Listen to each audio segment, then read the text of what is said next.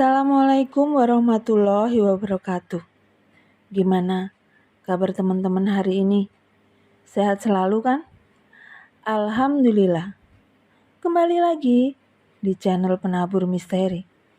Untuk kali ini, aku akan membawakan sebuah cerita yang berjudul Sate Gagak, yang diambil dari akun Twitternya Rama Atmaja. Sebelum lanjut ke cerita, aku akan mengucapkan terima kasih kepada teman-teman yang telah kasih support, kasih super thank, dan juga yang telah meninggalkan jejak di kolom komentar. Semoga teman-teman semua diberikan kesehatan dan juga diberikan kelancaran rezekinya. Amin. Oke, gak pakai lama, kita langsung ke ceritanya. Cus.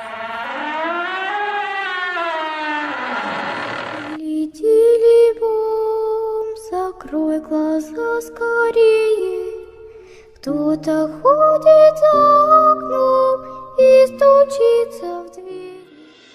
Juni 2019. Seminggu sebelumnya dapat kabar akan ada para ulama dan paranormal datang mau jualan sate gagak. Jualan tapi yang beli hantu, jin dan lainnya. Katon penasaran. Yakin kalau bisa mau aku tiru, gumamnya. Acaranya tepat jam 12 malam. Lokasinya di lapangan, bukan manusia biasa yang diundang, hanya kalangan tertentu. Malam pun tiba. Katon yang penasaran dan ingin melihatnya langsung menelpon salah satu temannya yang biasa dia panggil Culun. Katon mulai mengetik nomor temannya tersebut. Tatitut, tatitut. Telepon genggam dia tempelkan di telinga. Kelakuan si kucing garong selalu golati sasaran. Suara nada tunggu. Tetapi yang mengangkat perempuan. Maaf, nomor yang Anda tuju tidak dapat dihubungi. Silakan tinggalkan pesan. Setelah bunyi tut, Katon mencoba lagi sampai 3 kali. Namun tetap yang mengangkat perempuan. Ancuk, ki bocah nendi sih? Gumamnya dalam hati. Katon sedikit kesal dan niatnya hendak mendatangi Culun ke rumahnya. Namun telepon genggamnya berbunyi.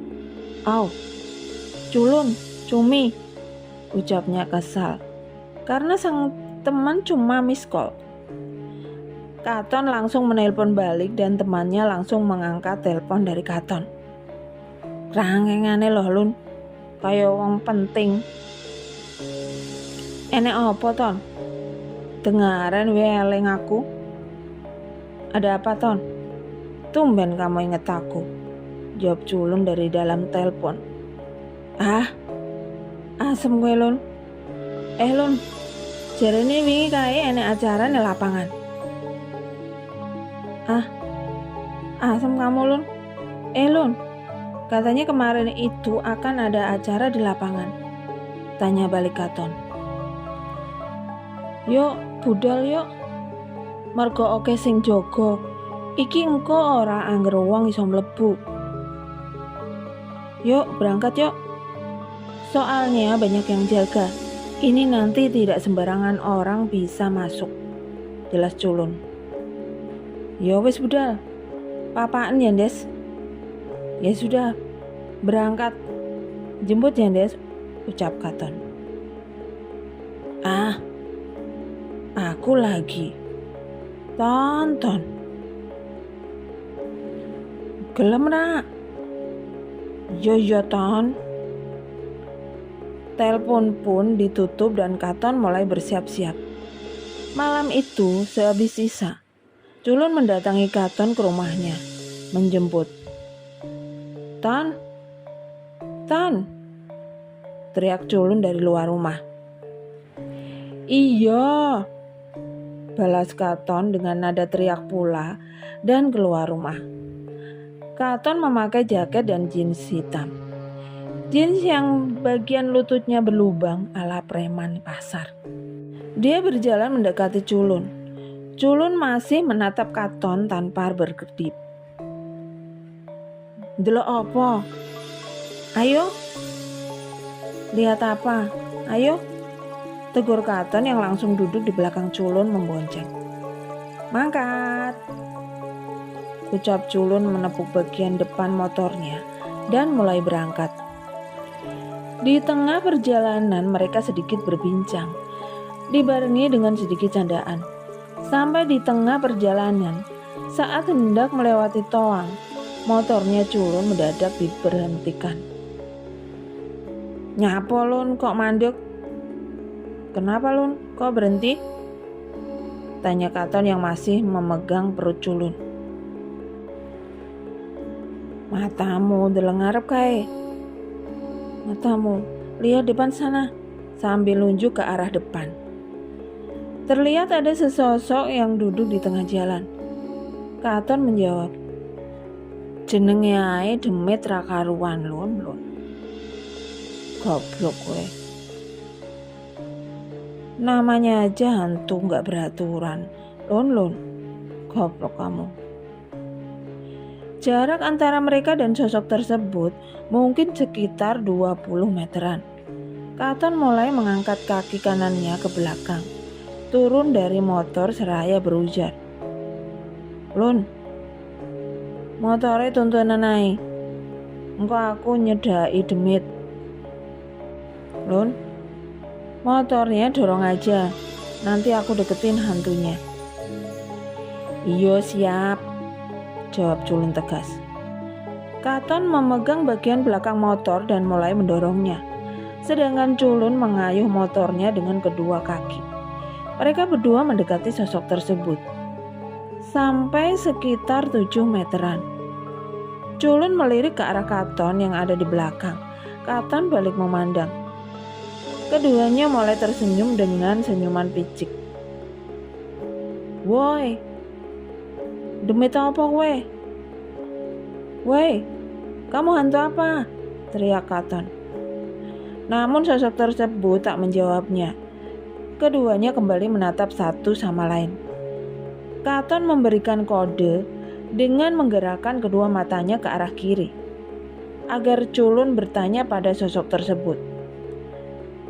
Namun Culun balas dengan gelengan kepala. Raut wajah Katon berubah jadi sedikit kesal. Lalu dia melanjutkan bertanya pada sosok tersebut.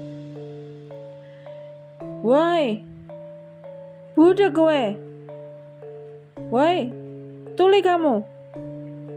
Mendengar teriakan Katon untuk kedua kalinya, sosok tersebut pun menoleh ke arah mereka berdua. Yang awalnya duduk membelakangi, sekarang memutar wajahnya menghadap Katon dan Culun. "Waduh, wedok tibake. Waduh, ternyata cewek," gumam Katon melirik ke arah Culun sambil menggerakkan kedua alisnya. Culun menatap dia, tersenyum. Keduanya mengangkat bibir, tersenyum mengembang. Katon mulai melangkahkan kakinya berjalan. Culun menepuk bau Katon dan Katon berbalik melihat ke arah Culun sambil menempelkan jari telunjuknya ke bibir. Dia mendekati sosok tersebut, sedangkan Culun hanya melihat apa yang akan dilakukan oleh Katon. Katon terus berjalan dan berhenti di samping sosok tersebut sambil bergumam, "Loh, kok ayu?" Sinar rembulan membantu penerangan Toang yang gelap tanpa adanya lampu. Dan itu juga yang membuatnya bisa melihat sosok tersebut. Katon melirik ke arah belakang. Terlihat Culun tengah duduk di motor dengan santainya sambil mulai menyalakan rokok. Katon kembali melirik ke arah hantu perempuan itu sambil bertanya, Mbak, nyapa kok ngalangi ning dalan? Mbak, nyapa kok ngalangi ning tengah dalan ngene? Mbak, kenapa kok menghalangi di tengah jalan gini?"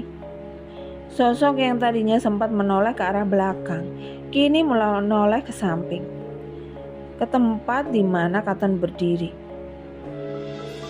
Mas, ojo rono saiki mas, bakale bahaya nek rono saiki. Engko ae ya. Mas, jangan ke sana sekarang mas, bakalan bahaya kalau ke sana sekarang. Nanti aja ya, ucap sosok tersebut memperingatkan. Loh, aku dielengke. Sakjane enek opo? Kok penasaran? Loh, aku diingatkan. Sebenarnya ada apa? Kok jadi penasaran? Tanya Katon yang menjadi penasaran dengan jawaban sosok tersebut. Sosok itu tak menjawab, dia hanya diam. Dengan santainya, Katon langsung duduk di sebelah sosok tersebut. Mbak, kowe kuwi sapa jane? Mbak, kamu itu siapa sebenarnya? Tanya Katon penasaran dengan sosok tersebut. Mosok lali Thomas? Jawabnya dengan bahasa halus. Lali tenan aku mbak. Lupa beneran mbak, jawab Katon sambil mencoba untuk mengingat sosok tersebut. Aku Wahdania mas. Oh, lah pangling aku. Biyen lemo, saiki cilik ngono. Oh iya, arep apa mau? Oh, lah lupa aku. Dulu gemuk, sekarang kecil gitu. Oh iya, mau apa tadi? Ucap Katon disertai bertanya.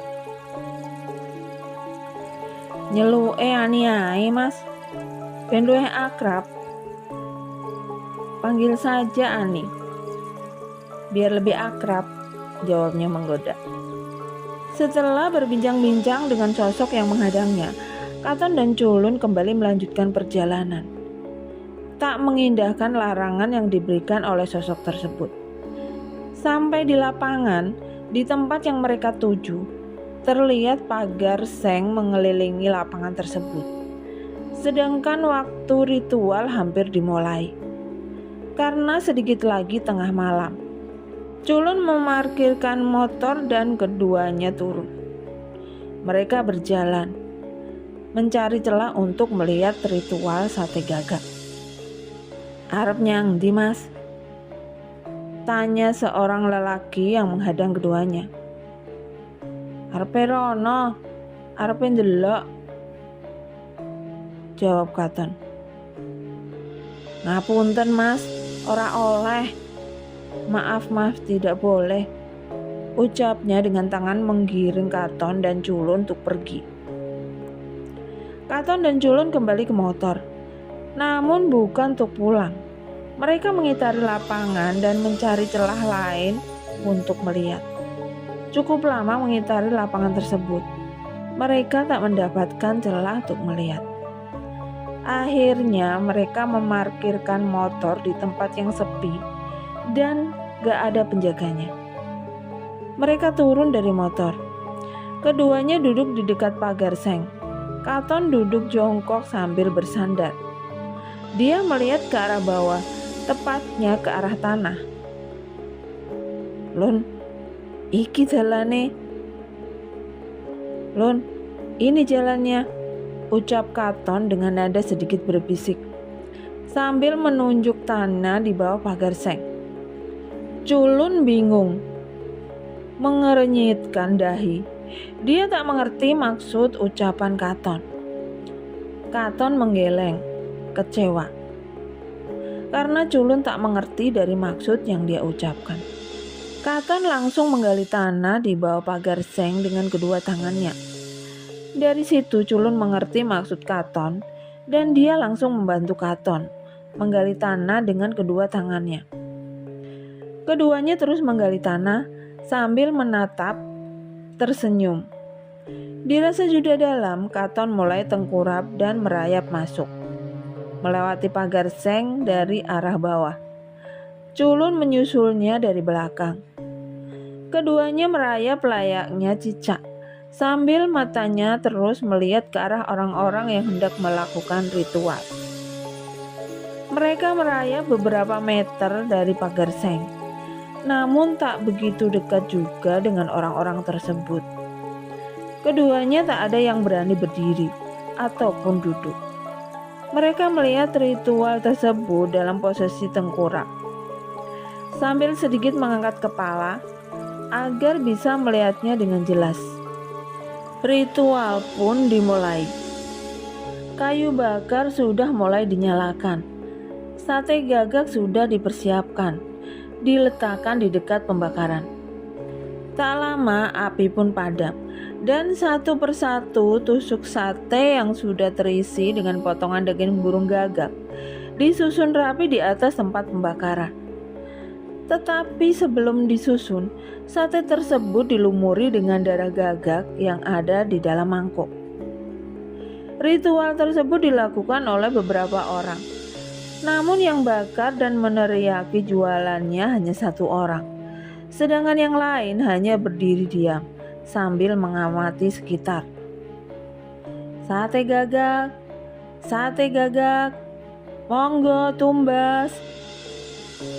Sate gagak, ayo beli, ucap orang itu sambil mengibaskan kipas anyam di atas tumpukan sate dan sambil melirik ke kanan dan ke kiri. Sekitar 10 menitan belum ada sosok yang datang. Lalu satu persatu sosok makhluk halus pun menampakkan dirinya. Mereka menunggu sate matang, seperti anak kecil yang menunggu ibunya selesai masak. Wah, ngantuk. Wah, Katon menguap, ngantuk. Katon mengantuk dan takut ketahuan.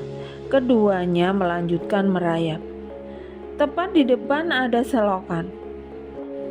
Katon melihat ke dalam selokan tersebut, nampaknya kering dan tingginya hanya 1 meter. Katon melihat ke arah belakang memberi kode kepada culun, melambai dengan tangan kiri untuk mengikutinya masuk ke dalam selokan. Katon masuk dan diikuti sama culun yang terus merayap dari arah belakang.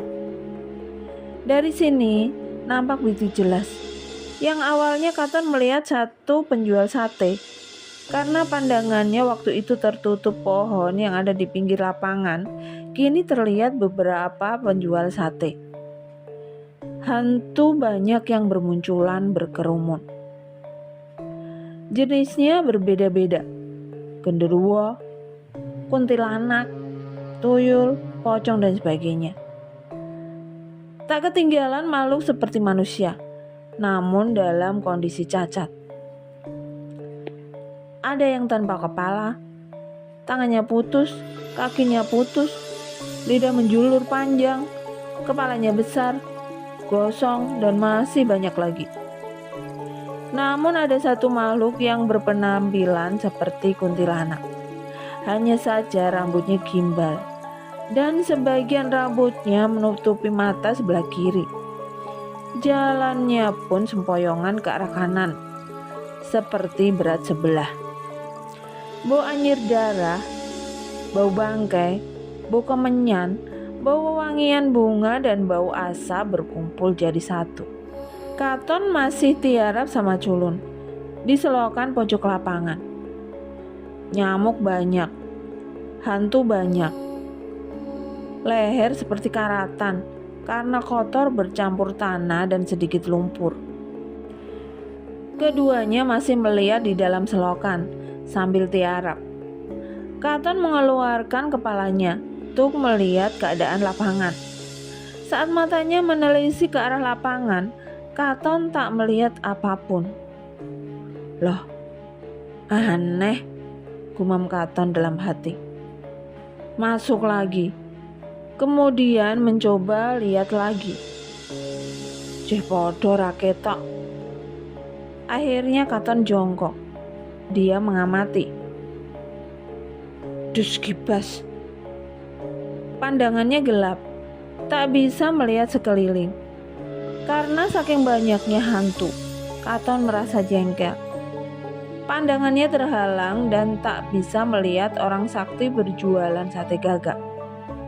Tangan Katon mencoba untuk meraih baju salah satu hantu. Menariknya. Katon terus menarik sampai hantu tersebut jatuh ke dalam selokan.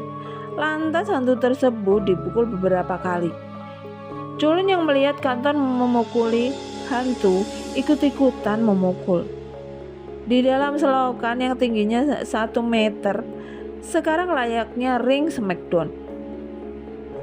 Karena kejadian tersebut, para hantu membubarkan diri, pergi dengan wajah masam. Melihat keanehan tersebut, membuat orang sakti ini mencari tahu apa yang terjadi. Dan tanpa diketahui dari mana dia datang, orang sakti itu sudah berdiri di depan Katon. Dia murka dan menarik kerah baju Katon, membuatnya berdiri dari selokan.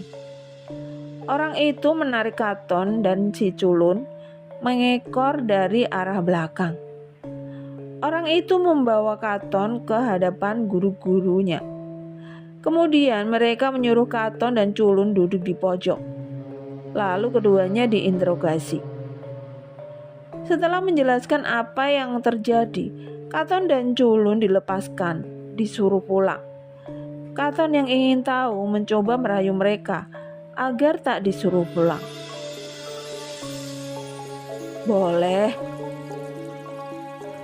Boleh, tapi jangan buat keributan, ucap guru besar yang ada di situ. Katon diam di pojokan sambil merokok. Beruntungnya dikasih kopi sama salah satu orang yang baik. Dia melihat mereka. Lah, kok udah mulai? Ucap Katon. Terjadi komunikasi antara para hantu dan penjual sate. Sepertinya si penjual sate bukanlah orang sembarangan. Hanya sekejap mata, semua jenis hantu memenuhi lapangan. Dari yang berwujud cantik sampai yang hanya kepalanya saja. Komplit pokoknya.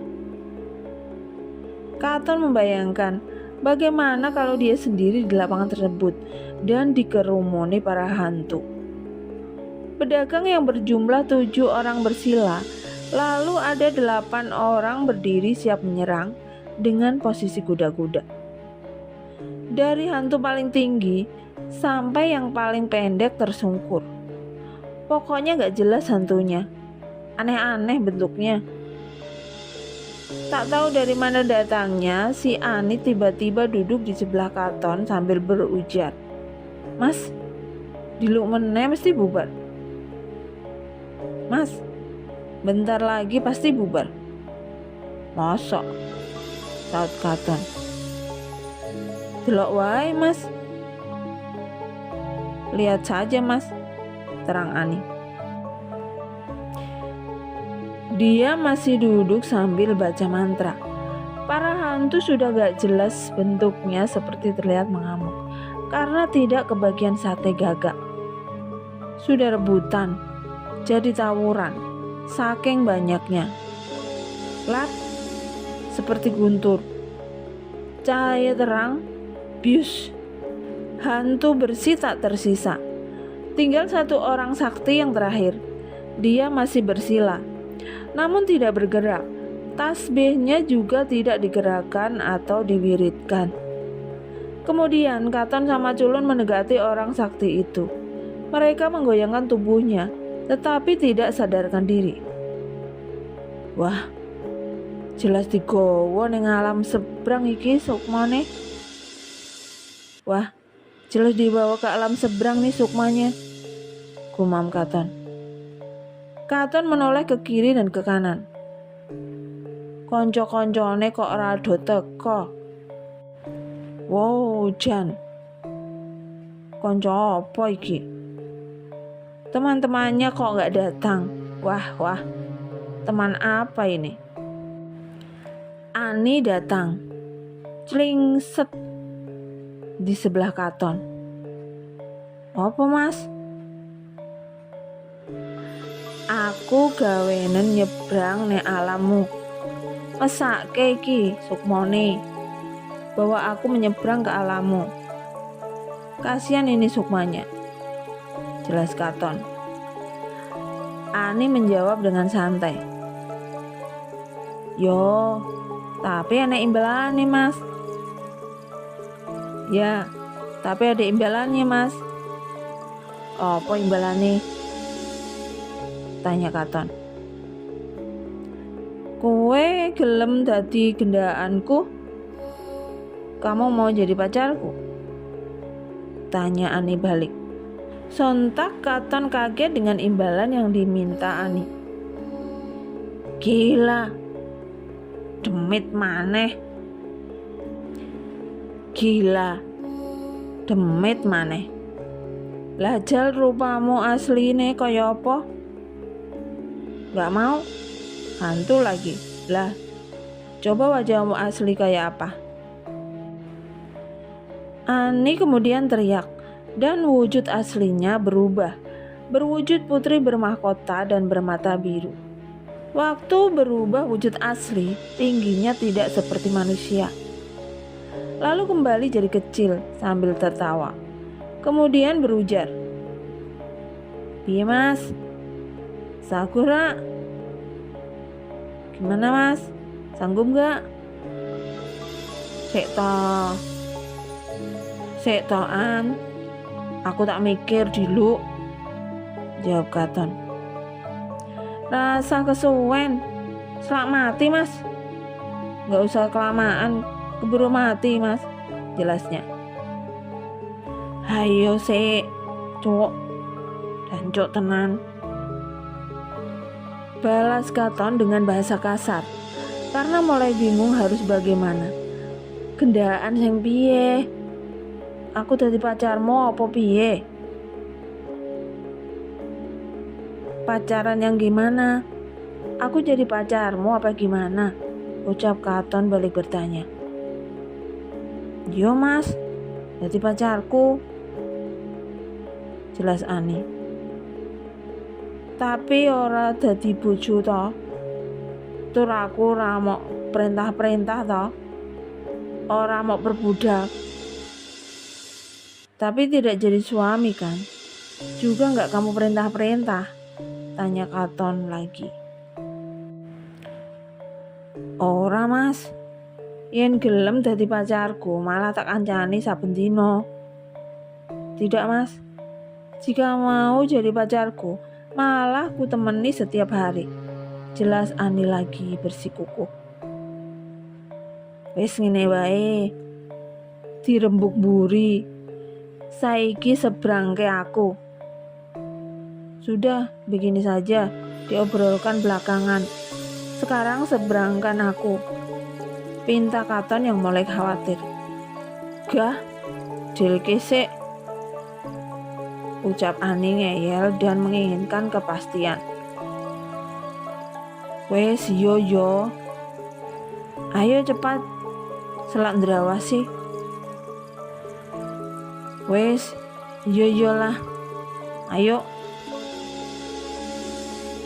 cepat selak ndrawasi. Udah ya lah, ayo cepet, keburu kelamaan, ucap Katon mengiyakan dengan nada kesal. Berangkat, ucap Ani sambil menggandeng tangan Katon. Seenaknya sendiri lah nyebrang alam gaib hanya berangkat. Kok berani?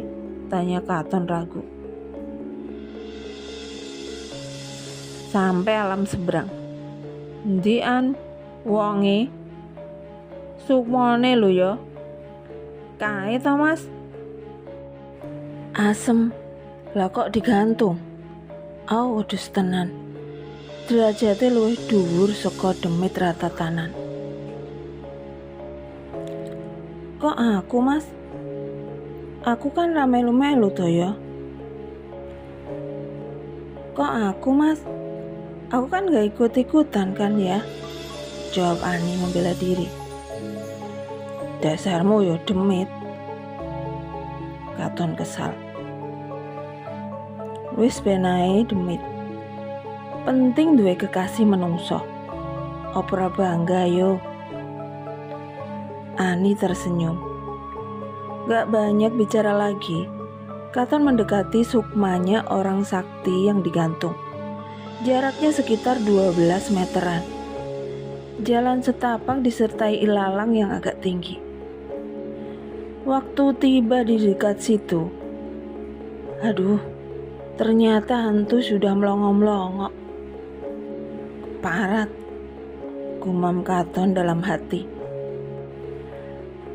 Hantu mau naikin bendera, berhenti sambil menatap Katon dan bertanya, "Sopo to kowe iki? Siapa sih kamu tuh?" Tidak sabar, kaos dia gulung naik sampai ke situ. Kemudian Katon menantang ketuanya. "Hai, demit jin prewangan. Rapatek duka rapatek kanggo. Ngebak-bagi jagat. Maju oh. Krubut aku. Aku tetep ratrimo. Yen bangsaku mok sia-sia. Derajate luwih dhuwur kok. Padha ngawur." Katon merasa menang akan derajatnya yang lebih tinggi. Dan jaraknya sama para hantu hanya 3 meteran. Ternyata ada yang berani maju sambil menantang. Welah, enek menungso nyoroke nyawa. Piye? Baleni ucapanmu. Jelas saja. Ayo maju. Cepat selesaikan. Kasihan raganya di dunia. Seperti kilat, namun masih cepat itu. Bedunduk. Pleng.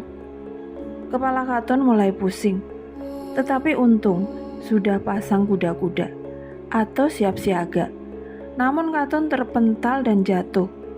Katon kembali berdiri kemudian ngamuk. Katon memegang kepalanya. Lututnya maju. Sret. Buk. Dadanya nunduk kena lutut Katon. Beruntung banget bisa kena dan hantu pun jatuh. Melihat hantu tidak bergerak, Katon semakin besar kepala. Semakin lemas, hantu pun mundur. Sukma orang itu dia turunkan. Digendong, kemudian Katon pun lari, tetapi tak tahu jalan pulang. Dalam hatinya mengeluh, "Asem, anine endi iki? Aku nek sisihmu, Mas." Ani terbang, melayang. "Oh, asem. Penak we iso mobar mabur." Tak sempat melihat sebelah, dia didorong seperti ditabrak bulldozer dari samping. Katon terpental di kubangan.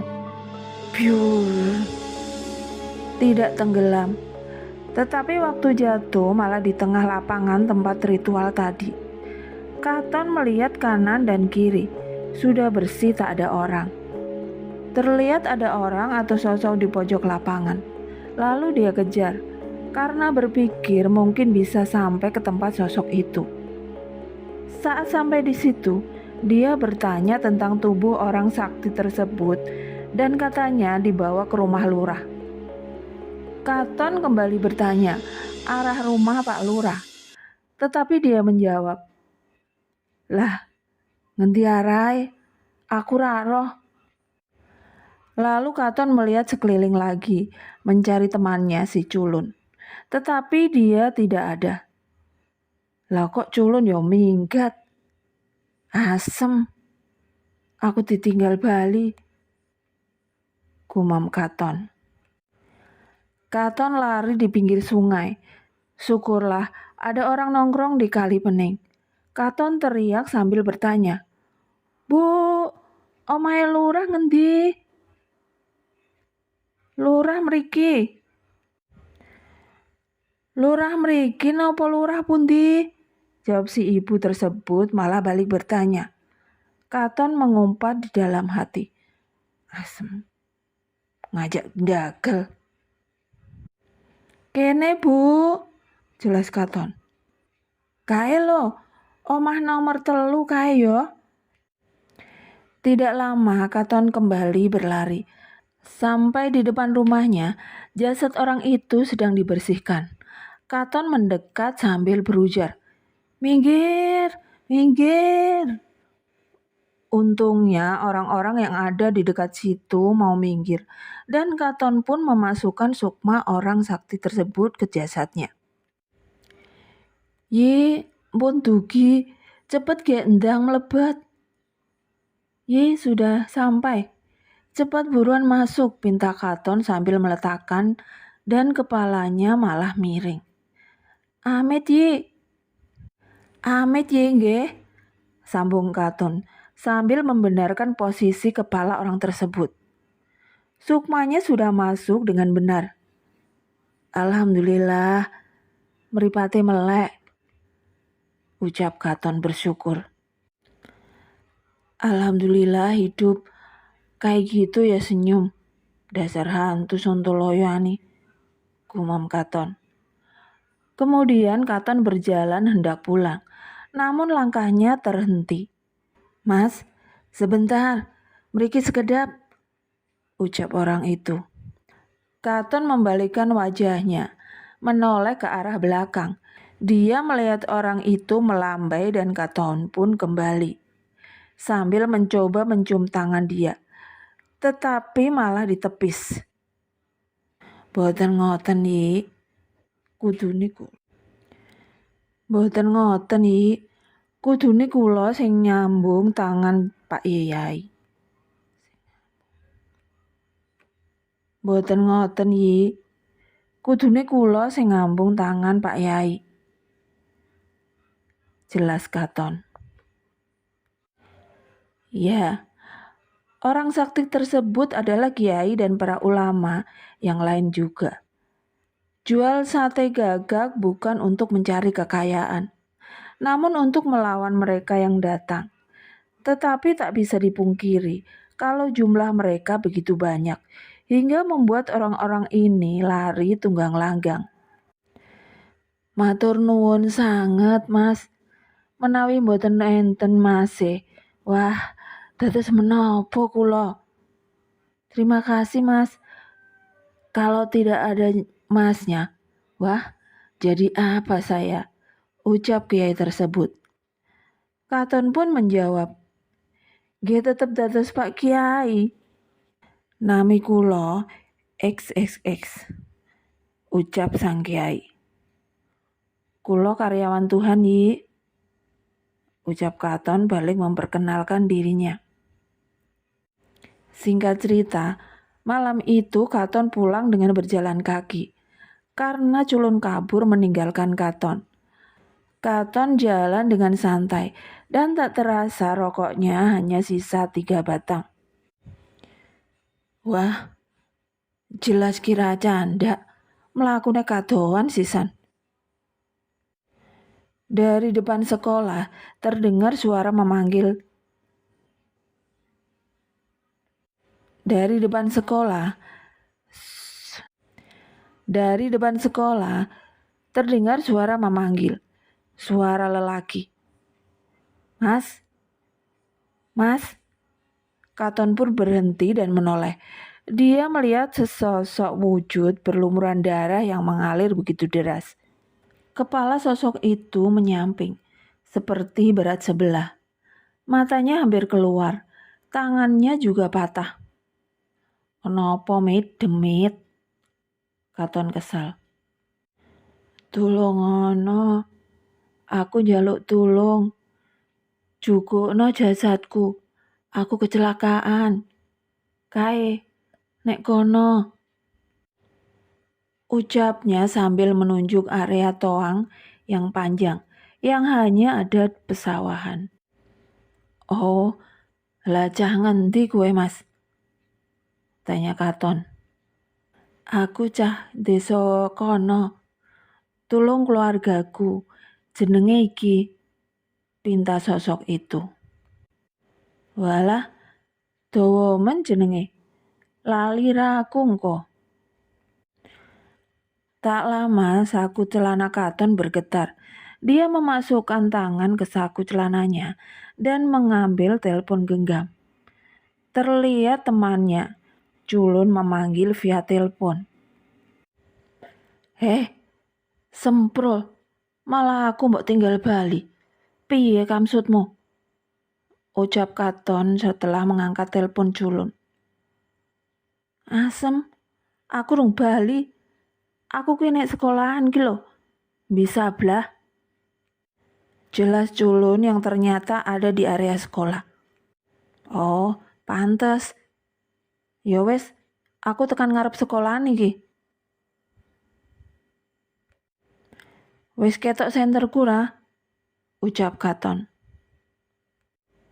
Ketok, wen oleh, aku nok bandulan ki. Hahaha.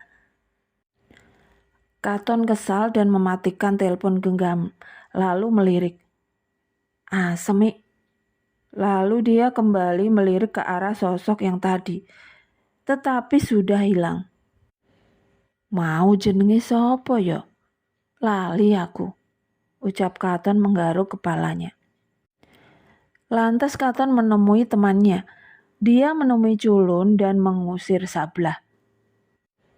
Hus, minggir kono blah, Sablah. Sablah minggir sambil ngomel. Asu iki kok, Mas.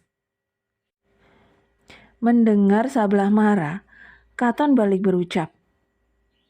Piye belah? Aku asu. Matamu i. Baru selesai bicara, culun menyaut. Ojo galak-galak toh.